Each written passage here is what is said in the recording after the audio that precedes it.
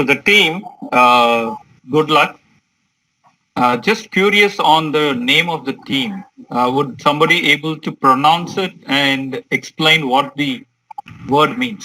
Sir, it is empresarios. Yeah, could you do that again?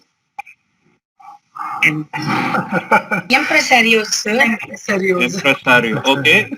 And what is the word of origin, or what's the meaning about?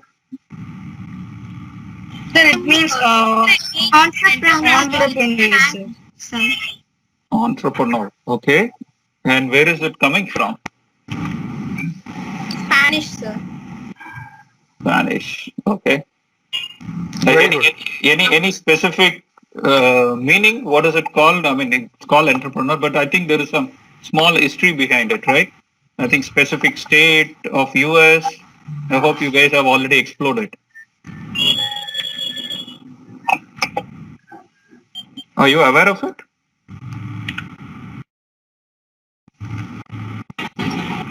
Okay, that's fine. It's not a question for the presentation anyway. Proceed. We'll talk about it later. Ma'am, is the screen visible, ma'am? Yeah, it's visible. Yes, it is visible. Yes, it is visible. Yes, before moving ahead, we, team agents of Shield would like to wish you a very best luck, and just wanted to mention that we all are very proud of you. You've done wonderful till now, and just to mention few rules, you'll be given 7 minutes to present your idea. After 5 minutes, there'll be a small bell. Post 7 minutes, that is +2 is the buffer time.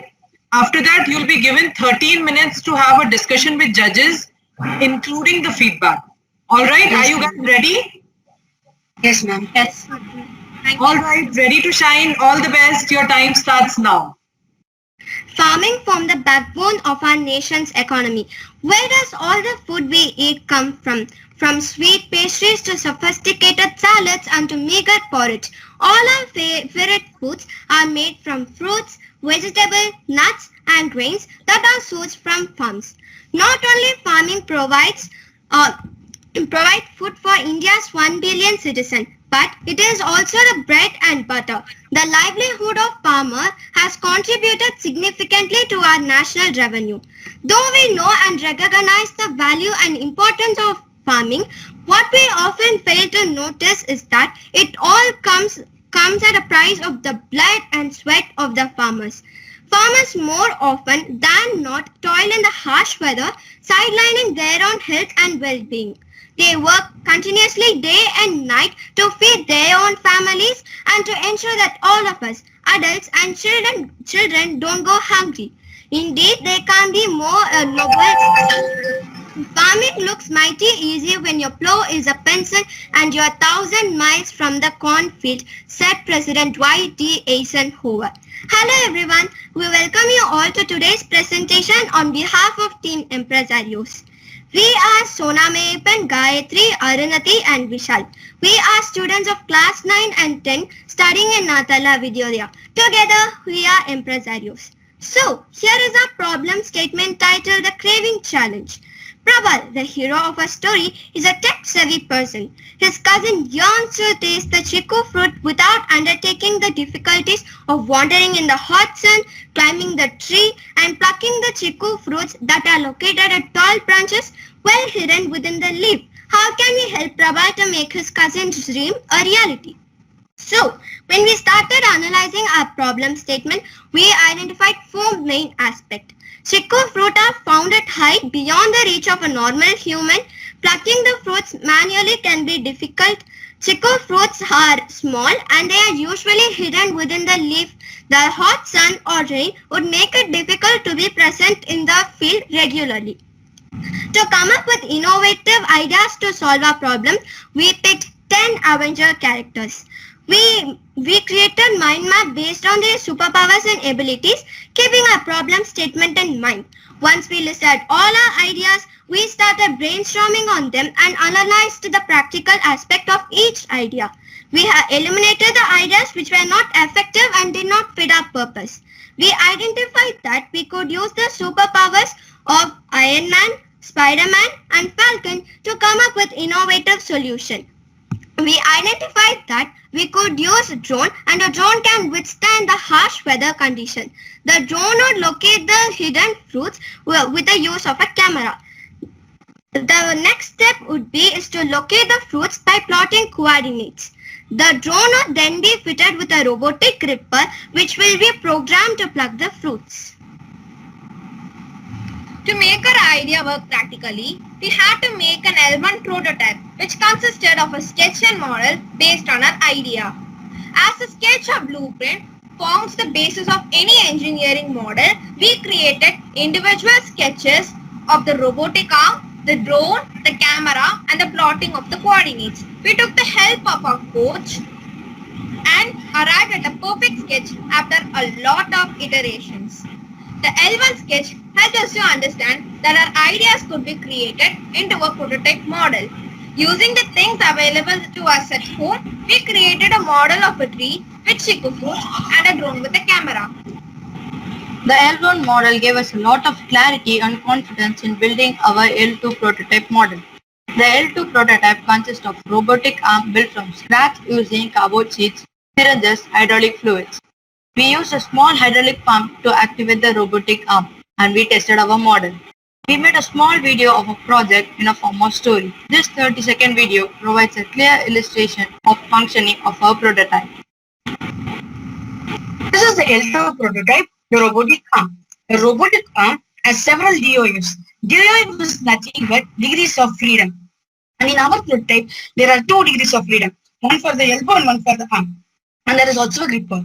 Now the red syringe is going to lift the elbow. And the yellow syringe is going to lift the arm. And then now the green syringe is going to be activated and the gripper is going to catch the fruit. It is opening. It has closed and catch the fruit. This is how a robotic arm takes the chiku fruit from the chiku tree. Here we present our product Kaizen. We offer comparative analysis of the 2 different methods used for plucking the chikus. The first one being the traditional way in which a farmer manually plucks the chikus. And the second method is the Kaizen's approach using a drone. 10 employees were working on harvesting the fruits for 3 days. So they worked for 10 hours per day for a total of 30 days. If one person plucks 300 fruits per day, the total harvest per day comes about 3,000 fruits. The harvesting charges comes to rupees 30,000 per month. Alternatively, if we were to make use of our drone, the process of harvesting can be completed in 5 days, with the drone working for 10 hours per day. A total of about 10,000 fruits can be plucked. From the cost point of view, the drone comes to rupees 4,20,000. The farmer also has an option of renting the drone for rupees 5,000 per day. Based on the size of the farm, the farmer could decide whether to buy the drone or rent it for a short period. The farmer will be able to comfortably get back his return on his investment in a short period. To highlight some features of our drone, Kaizen can pluck up to 2,000 fruits per day. It has a stabilized camera which helps it to see and plot the chikus even from a distance. It is weather resistant, which allows it to work in any climate or any weather. Kaizen has a battery capacity up to 10,000 mAh, which enables a 10-hour flying time. It is user-friendly and convenient. Human life has evolved over years from manually doing things to taking the support of machines. This evolution has indeed brought new and improved ways of living. Thank you, jury and members and audience, for your time. We are really excited to answer your queries. I think very well presented. I liked it. Just to share 2 points here. What we think many a time is a mechanical means of connection. You want to put a robotic arm, isn't it? Think about this way. What we are talking about, we want to remove multiple fruits which are there on the tree. One way is you can able to do it mechanically. The other way is you can able to make an acoustic wave. You can excite it in the acoustic field. You can use a thermal field, you can use a chemical field, you can use an electrical field or a magnetic field. The fact that you need to look beyond all this what you're studying at this point of time, isn't it? A little portions of that. So think about everything that you're doing mechanically. Ask that, can I use a magnet to do that? Can I use an electrical field to do that? Can I use an acoustic field to do that? Is one suggestion, because The drone, at this point of time, you're trying to add more weight onto it. When you put more weight onto it and it's going to pluck more fruits, then it can't actually hold that. What we need to do is you can able to think about these dimensions of fields that are available where the energy is there and it can able to give you the results without much effort. Okay. And I like the name Kaizen. In the context of innovation, Kaizen is known as an incremental improvement. But I want you to be entrepreneurs, isn't it? That's what you said. Is that right? Yes.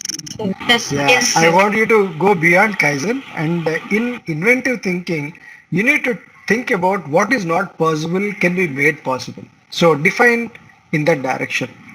So how I can have the drone just fly and everything fall by itself? Okay. I'm just Yes, trying to sir. share some thoughts of thinking in that direction. Very well did. I like the way you presented. You need to see in the context of how you can harvest the energy that is out there and what are the various ways of energy fields that we can use, and that makes your problem very easier to solve. Thank you. Yes. Yes, sir. Thank you for your feedback, sir. Thank you, sir. Thank you, sir. Thank you, So- sir. Team, Uh, first of yeah, if there is Yeah. any further more inputs. yeah, first of all, kudos to the pitch perfect presentation that you made. I really want to know how many times did you rehearse at your end? How many times did you rehearse before making this pitch? For last 2 days we were rehearsing, sir. Wow. Like I continuously. see the effort is completely visible. Each one of you was on the cue. I really liked how rehearsed and how refined the whole presentation was. Kudos on that part. Um, on the overall solution that you have provided, again you have kept it very practical. I like that aspect. What I want to understand is you're going to plug the chikus, right? And what happens? The robot decide which fruit to pluck and which not to pluck, because there is a seasonal timing and there is a ripening specific requirements of when to pluck the fruit.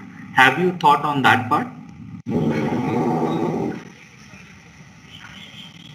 So can you repeat, sir, like the The last part? question is, each fruit needs to be plucked at a particular time, because as it matures, it gets ripened and then you pluck at a specific time, right? So that generally farmers, when you're doing manually, the farmers consider which to pluck, which not. In terms of when you replace manual efforts through a robotic effort, how does the robot decide which to pluck, which not to pluck? Yes, sir. Sir, actually the harvesting month of 2 months is there, no, sir. So we have the cameras in the drone. So it has an ability to differentiate between the fruits. So it first takes pictures of all the chikus and like tree, and it compares with the actual fruits. So it does not match with the fruit. Like if it is not ripened, it has many things in the fruit. If it is ripened and there are many things in the fruit. So our drone can differentiate between those fruits and it can easily pluck the fruits. So. Okay. Sir, and What? as you said, we can do it in manual way also, sir. Sorry, come again. Sir, as you said, we can use it in a manual way also, sir. How would you do that? Yes, sir. Elaborate. He's actually saying the drone could differentiate between the fruits. Also, the farmer can also, with the photos, he can also command or say the drone to like the fruits which is ripened or not ripened. So he can do that. He's also having an option. The farmer could also do the job of differentiating the fruits if he wants. There's also an option for it. Okay. So what I would suggest is, when you go back, just see what are the parameters a farmer considers when he or she is plucking a fruit, right? Like one, you have absolutely considered the visual aspect, but there is sometimes the farmer does he consider the aroma of the fruit? Does he or she consider the does he touches the fruit and sees how ripe it is by the physical pressure? So go back, see what are the factors the farmer considers, and then try and convert it into an automated robotic purpose. Like you can use pressure sensors to consider the pressure on the fruit and all that. Yeah, just a suggestion that you can go back and Yes, then sir. further improvise on your. Yes, sir. We will work on it, sir. We are actually having a plan for it. We were having a plan for it, sir. Like because the ripened fruits will have a smell, so we could use some smell sensors or something like that, which will definitely tells that the fruit was ripened or not, sir. Yeah, that's good. We have a future plan for it. Fantastic. Okay, from my side to Team Empresarios, amazing concept and being 9th grade students, you guys have done genuinely commendable job. So kudos to you guys. You guys have done very well. Doesn't matter what happens after this or not, but the thought process coming up at this age is really appreciable. So good job guys on this thing. Thank you, sir. Just few observations. Firstly, amazing prototypes you guys have worked on, because we have seen various prototypes as well. But the way you guys have given your thoughts for L1 and especially for L2 prototype, the way you described in that video was really amazing. What matters is to make it work, because that's the essence of the entire platform of KinderSpark, that to make it work. So don't forget to lose out the crux. But from my side, I just have only one question after listening to such detailed description of your idea. Uh, whose idea, or what was the major reason of picking up this particular challenge? Because it's very unique, out of the league. And what was the thought process you guys had for picking up this challenge, Team Empresarios?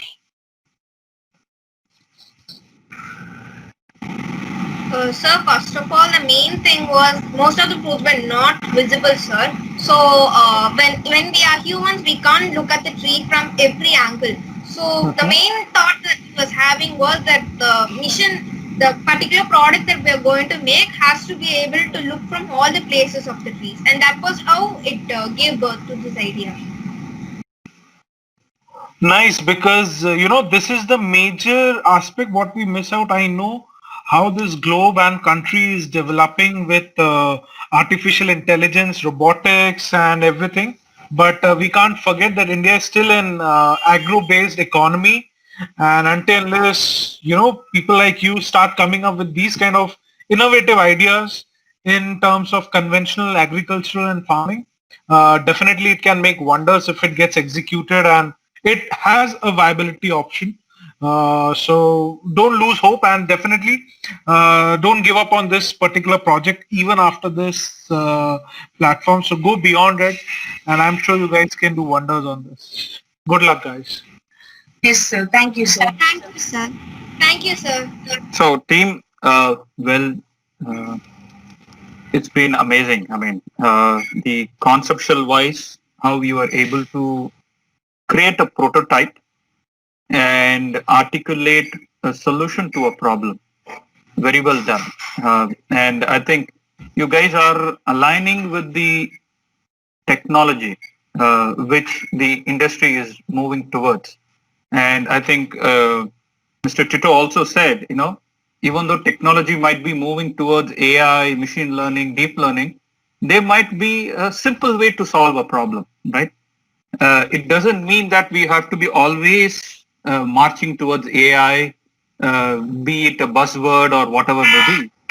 Also look at a simplistic approach, something probably somebody has not thought about it, right? That's also, you have to create a flavor of that solution. Now coming to the solution which you guys have proposed, which is very interesting, especially one of the problem statement was, how do you identify the chiku fruit in such a grown tree? I was just wondering, how would a drone which you are proposing with a camera retrofitted, would be able to navigate itself within the tree if it's so bushy? Wouldn't it have some constraint, because typically there are fan blades which would be exposed, or even though you cover it, do you think it would be able to navigate itself inside the tree and the branches when it's so much of bushes and leaves around? Would it be able to still run? The solution would work?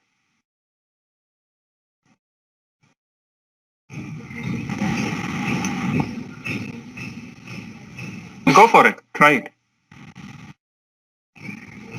Yes, sir.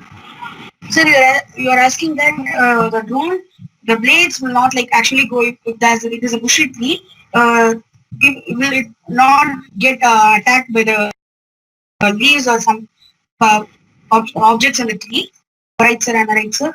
Yes, yes. So my question was, when there is a difficulty to identify a fruit, because you have so much of leaves and branches and whatnot, how would you be able to navigate a drone inside that tree and pluck the fruit?